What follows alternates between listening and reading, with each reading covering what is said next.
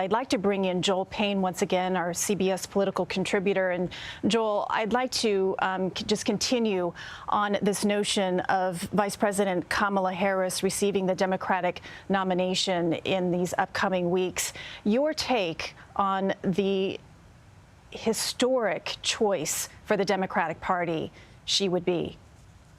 Yeah, obviously historic for a number of reasons.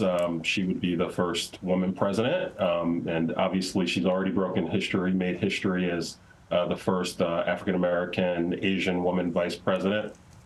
Picking up on Ed's comments, I do think there has been a very fulsome conversation within the Democratic establishment in recent weeks about if we reach this point where Joe Biden decided to step aside from this race, what's next? And in many ways, I actually think that's what has somewhat delayed the decision by President Biden. I believe the lack of a uniform, belief or agreement on a plan B is maybe what delayed this decision somewhat.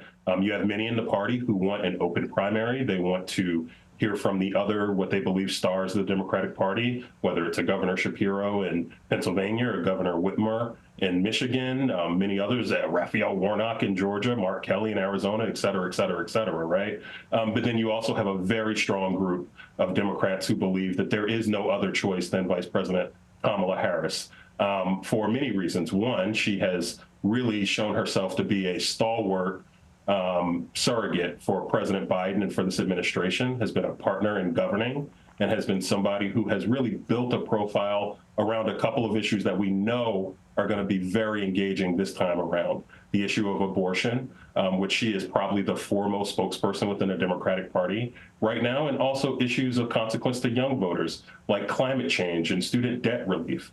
She went on a very much ballyhooed, college tour in recent months that I believe has really rebooted her reputation with those populations of voters. Not to mention just the obvious fact, let's just say the quiet part out loud, Black women are the strongest, most reliable part of the Democratic voting coalition. And I think that any attempt to pass over Kamala Harris, who has been a very strong and very representative vice president, I think will be received poorly. I know that maybe the polling says something mixed about that, but I do think a party that has historically had a tortured history with recognizing and representing Black voices would have a lot of challenges to keep that coalition together, which is highly dependent on engaged Black voters, if something like that were to happen. So to me, there was no other choice but for Joe Biden to endorse Kamala Harris here.